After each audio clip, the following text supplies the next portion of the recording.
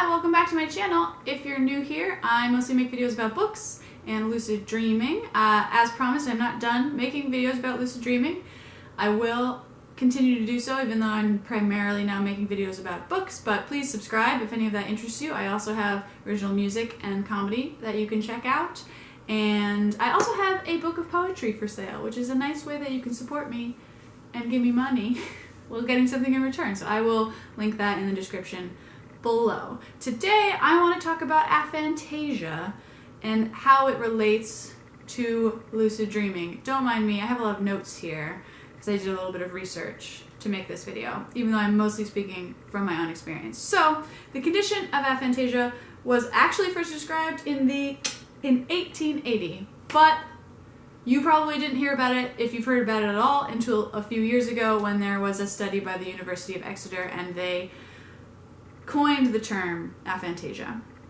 Now, like other people who have aphantasia, which I should define now.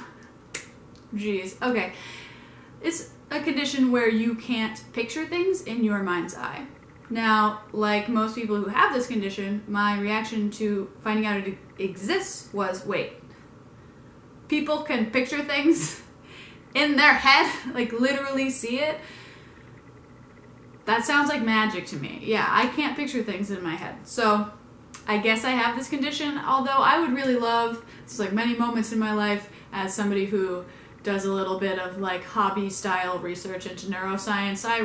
This is one more reason why I would love for someone to just take a little peek at my brain because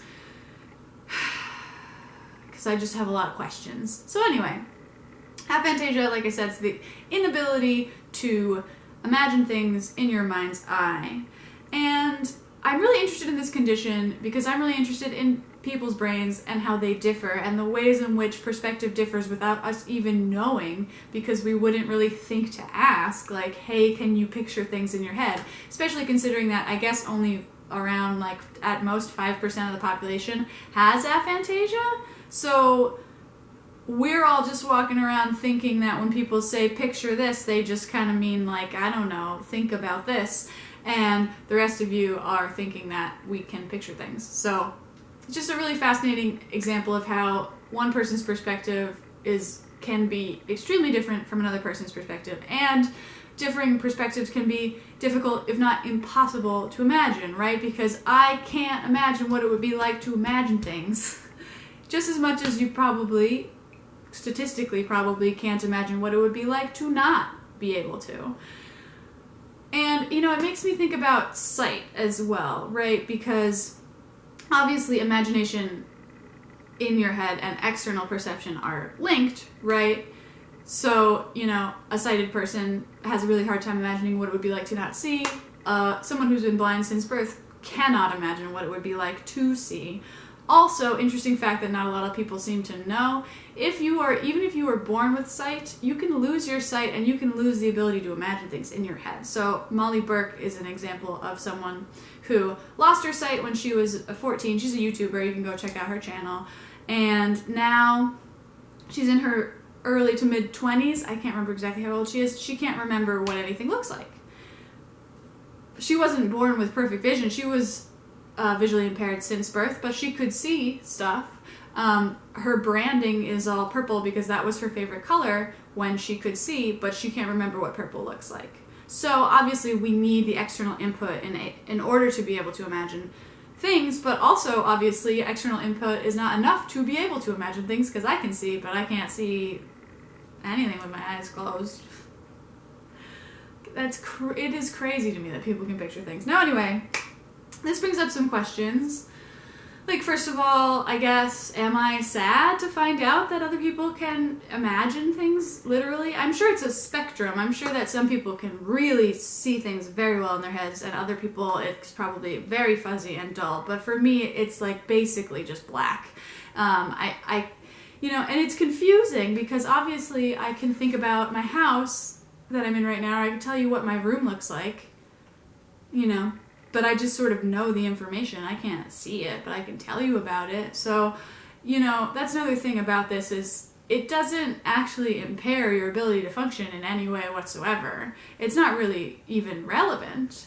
And in fact, I was speaking to one other friend of mine who also found out a couple of years ago when this study and the articles about it came out that she has aphantasia, and she was really devastated at first to hear about it. But she's a writer, and she's a really good writer, and she figures that, you know what, that's probably part of the reason why she's a really good writer, is because she can't think any other way. Or, you know, she can think musically, and she can think in terms of words, but she can't think in terms of images the way that other people can. And I think that's also true for me. I am also a writer, and my thought process is mostly words. And I'm not sad about it, because I really love writing, and I'm pretty good at it, and I do think that that's probably part of the reason why. But also, again, the title of this video is Lucid Dreaming and Aphantasia, so let's get into how those things can overlap. So I read an interesting article called My Mind's Eye is Blind about aphantasia from the perspective of someone who has it. And, you know, the person writing that article pointed out, quote, there are different ways of storing visual information than just the picture. And I wholeheartedly agree with that, because obviously I store visual information. I can tell you what my house looks like. I can drive to places, you know. I have the ability to store visual information in some way. And believe me, it's confusing even to me how I do that, but I do. And so it's fine. That author also said that individuals with aphantasia can dream in pictures, and usually do, but, quote, they can't consciously control their mental pictures. So when, you know, they can't imagine things and consciously control them. But I would point out that with lucid dreaming, you can control your mental pictures. And one of the reasons I'm not sad about not being able to imagine things when I'm awake is because I'm a really talented, avid lucid dreamer, and I can control aspects of not only visual imagery, but basically this whole like virtual reality space that is dreaming, full with sights and sounds and smells and tastes and feelings. I can control all of that imagination space. And maybe that's why I'm so interested in lucid dreaming, because honestly, my favorite thing at this point to do in a lucid dream is just to look around, like pick up a tiny object and look at it and go, wow, I can't believe I can see this. I can't believe I can see this in such detail, and it's not real, it's in my head. And part of the reason that I feel so, you know, a lot of people describe lucid dreams as being, you know, awe-inspiring, but I feel like one of the reasons that I'm in such awe, and probably one of the reasons that I really took to lucid dreaming as, you know, a child, is that I can't do that when I'm awake. But I can do it extremely well when I'm asleep. I mean, I have spoken to other people about their dreams, and they've made it sound like all of their dreams are pretty dull. Some people don't dream very vividly, and some people do. And I happen to dream very vividly. I happen to realize I'm dreaming a lot. And this gets down to, once again, the idea of different perspectives and how it's really hard to imagine somebody else's brain. It's impossible to imagine what it would be like to perceive differently, and I think about that all the time, and it really interests me. And, you know, people who can imagine things in their heads, 95% of the population, think it's really weird to not be able to and can't imagine what it would be like to not.